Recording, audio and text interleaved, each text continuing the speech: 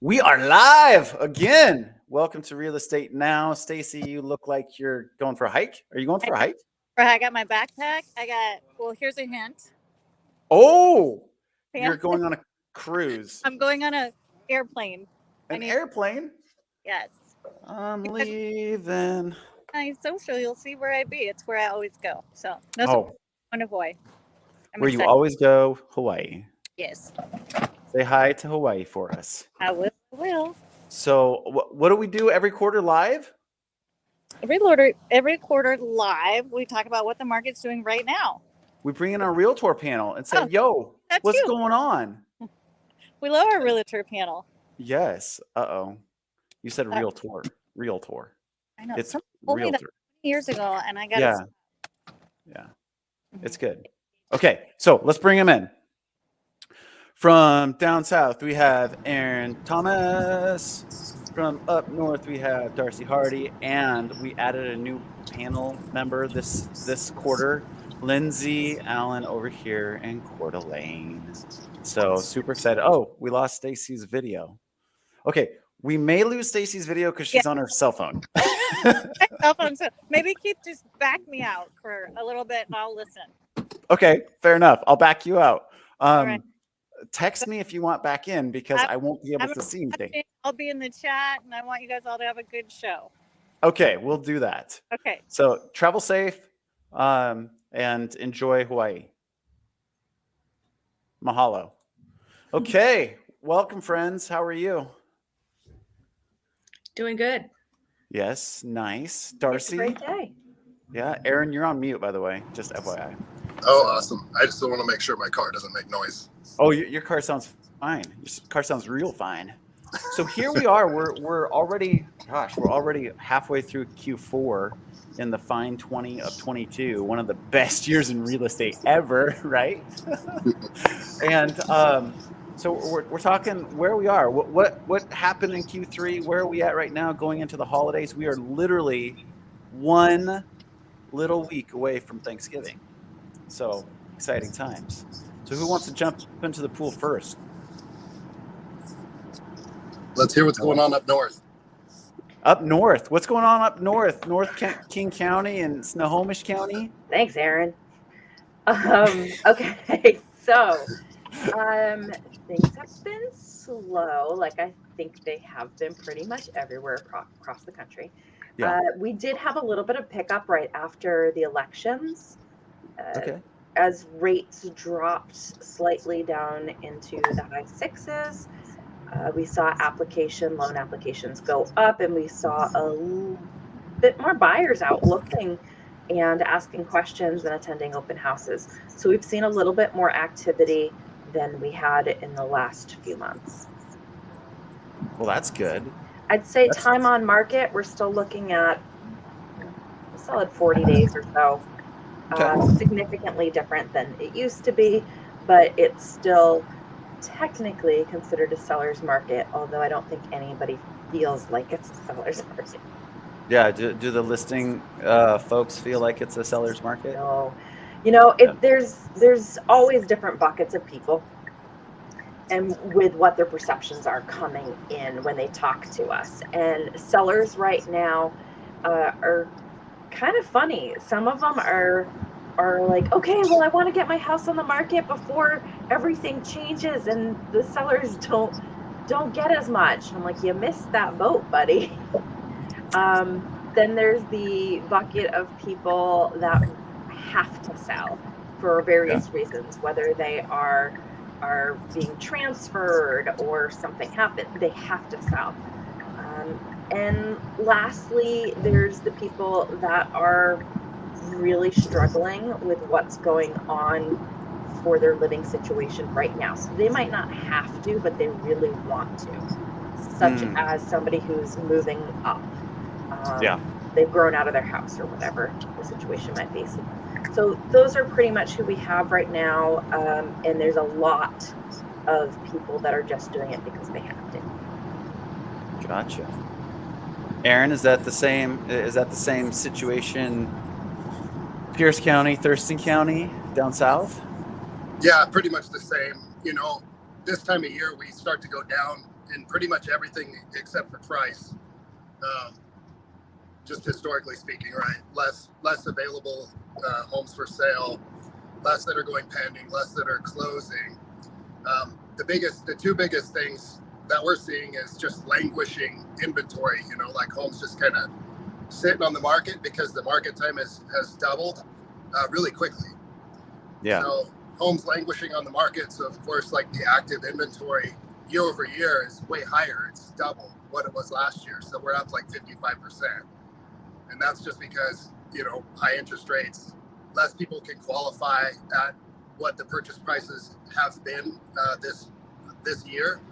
So what I'm seeing is instead of a crazy growth year over year, 15 to 20% in price appreciation, I'm seeing now that in the last year, it's down to about 3% in our area. So sellers are still ahead in value. It's just, if they were to list their home, they're likely not going to get anywhere near what they would have in the spring. But we're listing homes for a lot of people who've owned for pre-pandemic. They owned the house before the pandemic, so they got to take advantage of the 40, 50% appreciation, and it's just the last few months has eaten into that a little bit. Still way ahead. Gotcha. It's so true. And it's the perception of the seller that makes a difference on how we approach the situation. Gotcha. So with that being said, I want to change market really quick and introduce our newest panelist, Lindsay Allen. Lindsay, Yes. would you say hi to the crew out there watching, as well as tell us who you are, what you're doing, and where you at? Hello, Lindsay Allen. I am in Coeur d'Alene, Idaho, and I am the president of Coeur d'Alene Regional Realtors.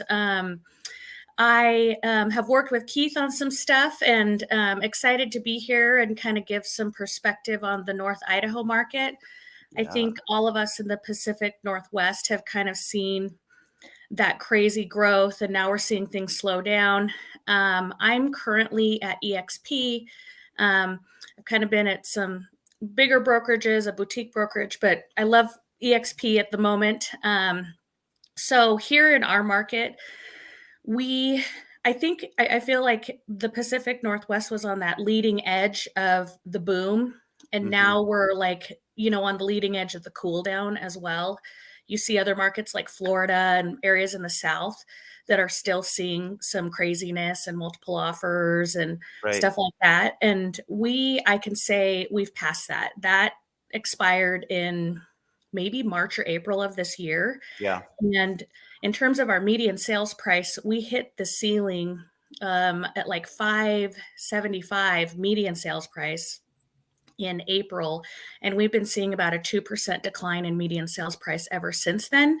So month over month basis? Month over month, Gotcha. 2% decrease in sales price, median sales price. However, that's still 15% year over year. So, even in October, our median sales price was $550.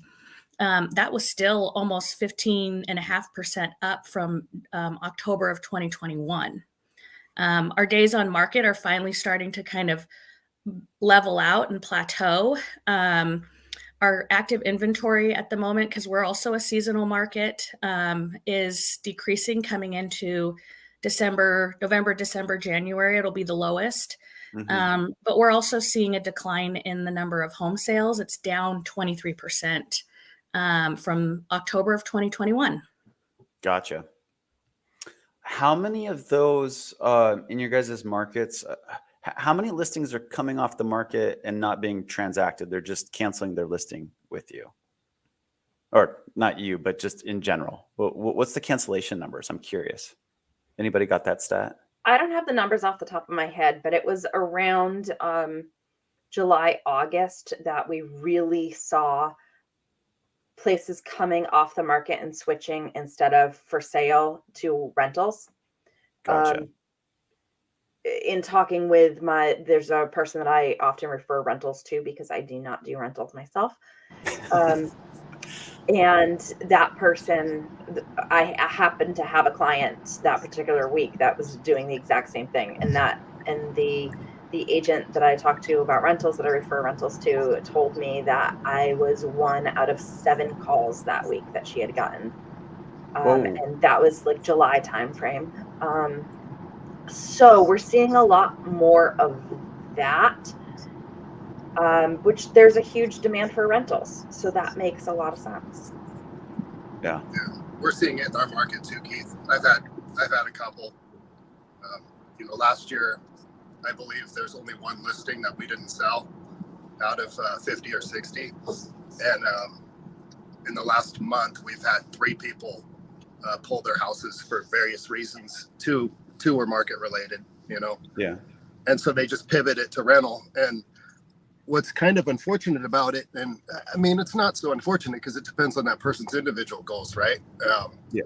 Do they have to sell the house, and do they want to play right now in this market where you have to price appropriately, and chances are you're going to have to offer an incentive like a 2-1 temporary buy down, right?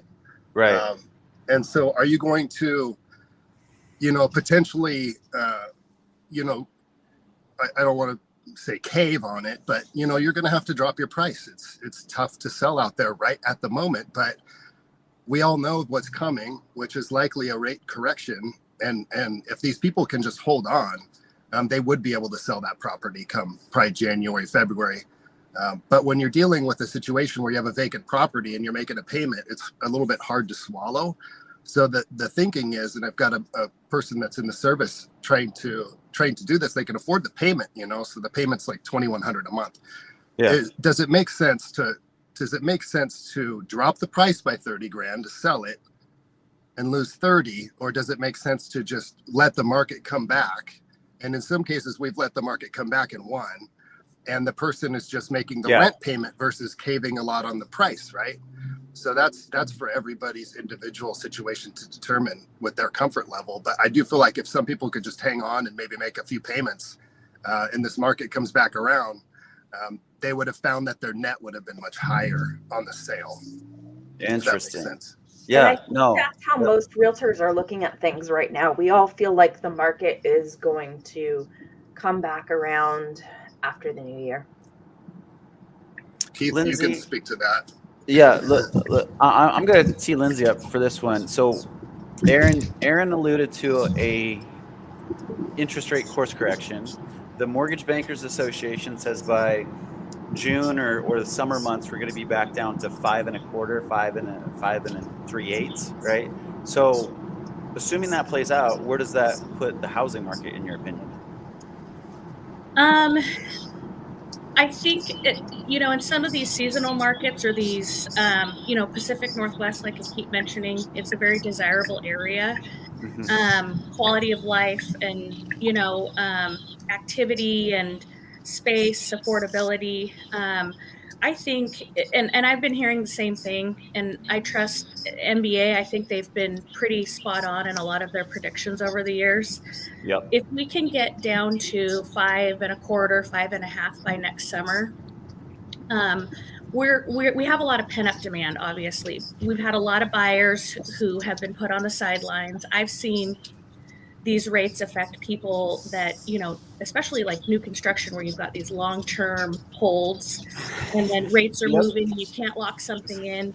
And obviously builders are being more speculative or cautious about their developments and what they're putting out there. I do think we're going to see, and there are sellers too that are like in that same situation, because what is the average? Like 60% of sellers are also buyers. And so they're in that position and they have to use the equity from their home to parlay it into their next purchase. A lot of people are on hold right now. And, you get all these media headlines about recession and inflation and mortgage rates jumping up really high. I think it just is putting a lot of people on hold. If we can get back down to 5.5%, although that's still higher than, the low we saw earlier this year, even just in the last 12 months, I think it's going to pull a lot of people off the fence, and we're going to see an uptick in activity, an uptick in buyer activity. But the other thing too, I think as long as things stay kind of stagnant, we're going to see an attrition of realtors in the business. So those who can stay in and those who can double down on their marketing and stay active and stay visible, it's Yeah. going to be a bit of a boon for, you know, those of us who are full-time active agents in our communities. Yep. I would totally wholeheartedly agree with that. And we're seeing the same thing play out in the mortgage industry. Renewals are I'm really curious to see what the numbers come out at the end of December.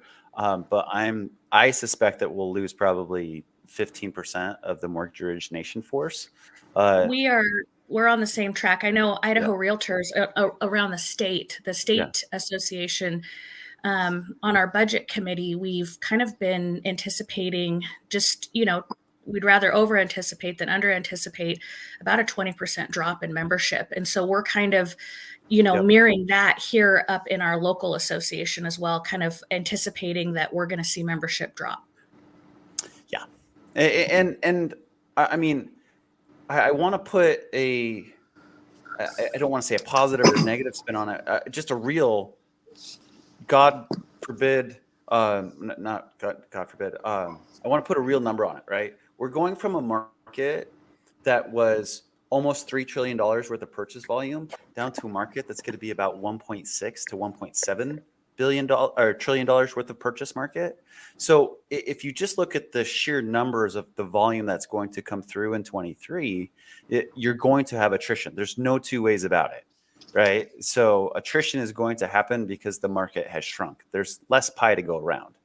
Well, So- Keith, the biggest thing is this is actually a good thing for the consumer. Yeah. Because it's going to weed out the part-timers.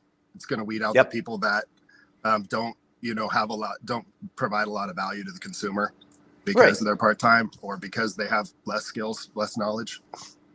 Yeah, and you know, when we look at it, there's a lot of professionals that got licensed in 2016, 17, and 18, and then currently that are getting licensed right now. They've never been through a down market.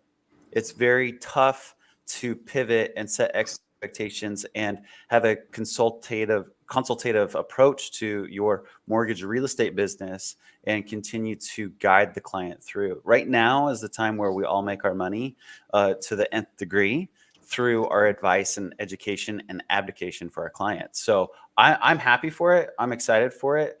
I think what is going to be really exciting, and you guys all get to throw out your forecast, is what do you guys think that the spring market is going to look like, right? We're going into the winter doldrums and it's going to slow down. And as Lindsay, you alluded to earlier, we're already seeing the velocity of new listings coming on the market slowing. What does spring look like for you guys? What do you think? Depends on rates. Depends on rates. Rates Are you pointing the finger at me, Aaron?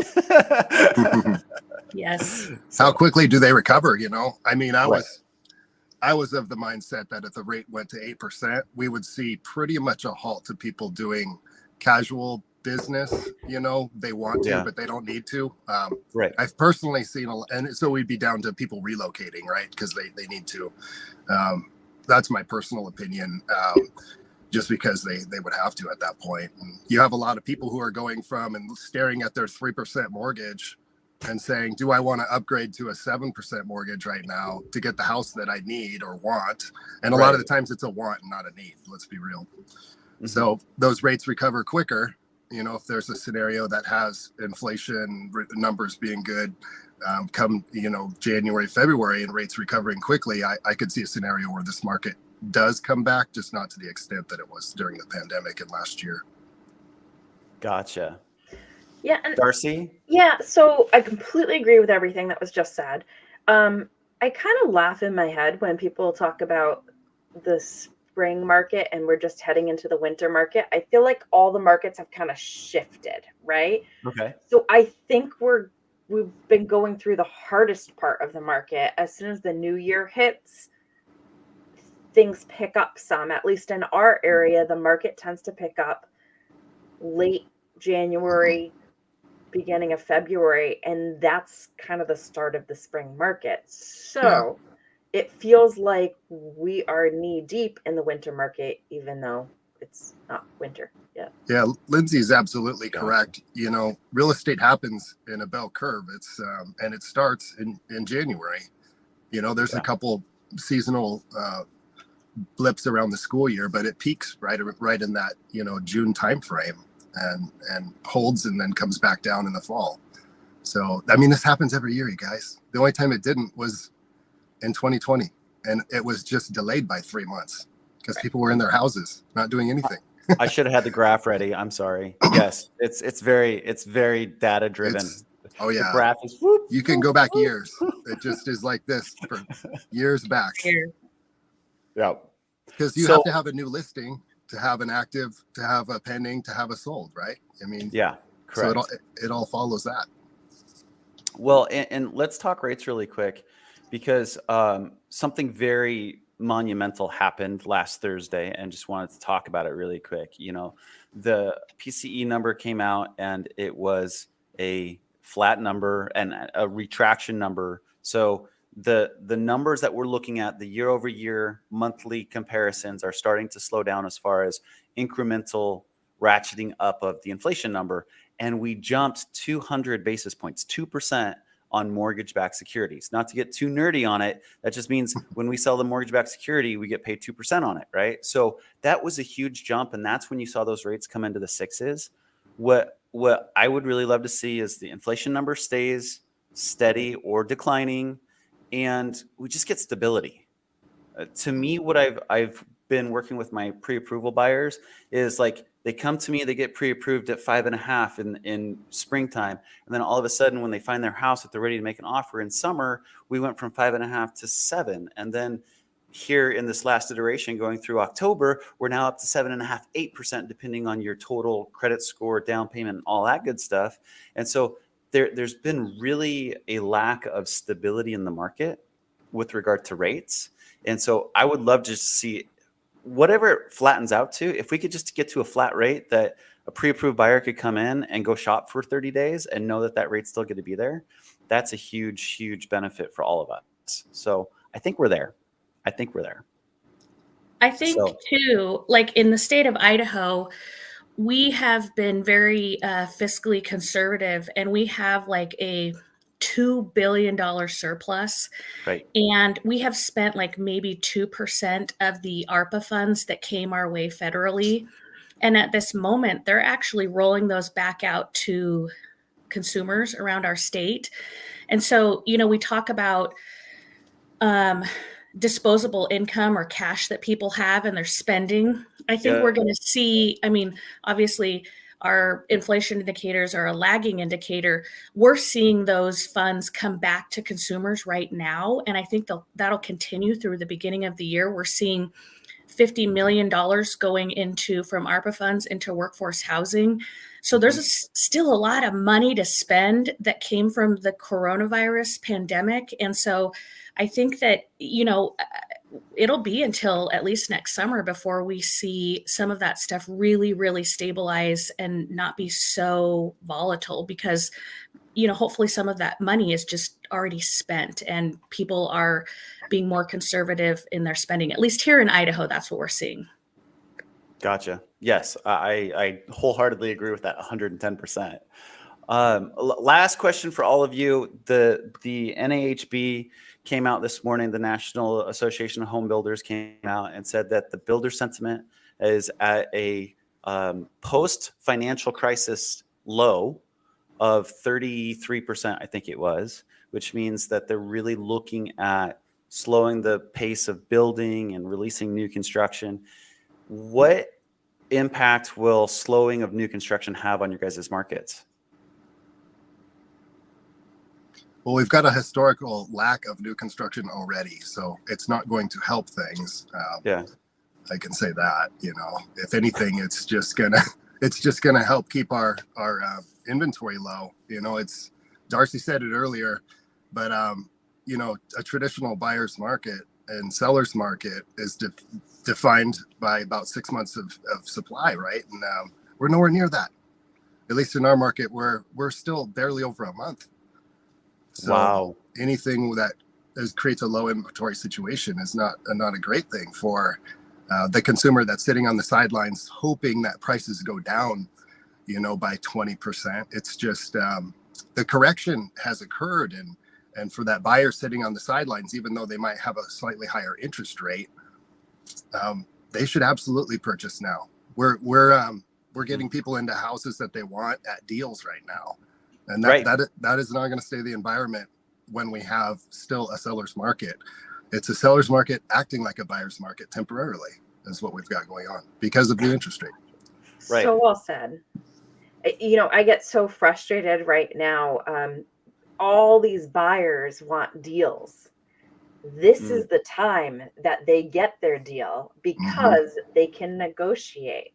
They 100%. can ask for stuff. They can be picky on what houses they like. They can do lots of inspections.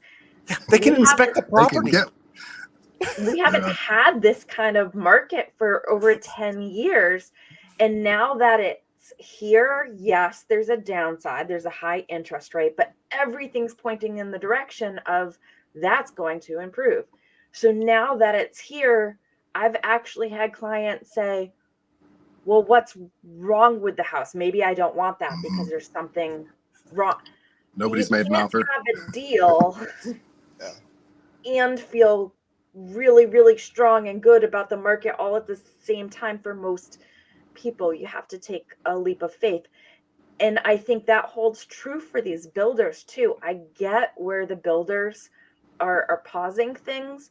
And I think it has less to do with the market and more to do with the cost of supplies on building and the supply chain right now. That would be my thought. Otherwise, I think it's pretty short-sighted of them to stop building based on what's happening today, because their houses won't be finished for a bit and it'll be right back where it was. Yeah, if you look at it, follows prices. So if we're in a month-over-month declining pricing market, I feel like the builders are just trying to run that clock out, and get back to stability so that they don't have to, there's some major builders out there right now slashing prices to get some of their inventory sold. So it wouldn't make sense in this environment to start delivering more units right away when this is a timing issue, Right. Agreed. We're seeing the same thing here. Builder sentiment is pretty low, and it's the carrying costs. It's the cost of materials. And at the moment, they don't want to get stuck with a bunch of empty inventory that's eating up profits with those carrying costs. We have builders here that are contemplating just making their vacant inventory into rentals too, just to create some cash flow. I've heard those discussions. Yes. And I think also, at least in our market, anything new construction under $1 million is the slowest. Some of the luxury stuff is still holding on pretty well, the custom stuff, but the production inventory, and we're the same way between Spokane and Coeur d'Alene, we're lacking about 30,000 units. And because of the lack of building over the last decade, and we've seen multifamily permits skyrocketing. So there's lots of apartments being built. And of course, people need a shelter or a house, a roof over their head. But these people would prefer to be in actual homes, because the hedge against inflation on owning your own property, obviously. So we're seeing more multifamily, builders turning stuff into rentals, same thing. Here we go. Yeah, I think it'll put some undue pressure if there's not that inventory come summer months and next fall, that because they're restructuring their pipeline. But I get it. We all have to run businesses and weather the storm. So it's going to be a fun. I almost said summer. It's going to be a fun winter season. And last question, and then we're going to go. Thanksgiving, like I said, is next week. What is your favorite Thanksgiving dish, Aaron? I'm one of those people who can't have turkey without cranberry sauce and a little pepper and salt, There you go. Darcy? Apple pie. Apple pie. Straight to the dessert. Lindsay, what say you? I think green bean casserole. Yes. Whoa. All right. Yeah. Does it have bacon in it at least? I don't think I've ever had anything with bacon. I might have to try that this year. Oh man, I don't know where that came from, but Every time I swear I've eaten a green bean casserole, there's been little bacon bits in it. That sounds good. Bacon makes Nice. everything better. Yeah. I'm gonna. Hey, Stacy, I brought you back in. I'm gonna unmute you. Well, you'll have to unmute yourself. Hi. Okay. What's your favorite? What's your favorite dish? Man, I was gonna go with green bean casseroles too, but that or Hey, we can have probably- 3 votes on green bean we could casserole. have There's 3, nothing- yeah. Or maybe mashed potatoes because I never eat that. I love all of it. Nice. So in that 30-minute time period, you've already gone through security, or you just at security now? I'm at bag drop. Okay. Well, get a pulse on the Hawaiian market too, so we can bring that back to the next show. I will. I'm meeting with lots of people over there. Oops, I gotta Yeah. give my ID. Love you Okay. guys. Happy Thanksgiving. Catch you later. Talk to you later. And Bye. hey, thank the 3 of you so much for joining us today and just talking the market. I think if I could put a pin in it, buyers, now's the time. Yeah. Yeah. Yep. Yeah. Agreed. So Try to get your yeah. agent to negotiate a 2-1 buy down for you. That would be my Amen. advice. amen. Paid by the seller. Paid by the there it is, paid by the seller. And if you want to talk about permanent buy downs, you can also do that. But it's now one of the best markets buyers have had in a long time, and you got to overlook that interest rate right now because long term it's a great investment. So, well, all of you have a great Thanksgiving, and we will catch you next go round. And Lindsay, thank you so much for joining us. Appreciate it. Thank you. Absolutely. Right on. Well, enjoy everybody, and we'll catch you next time on Real Estate Now.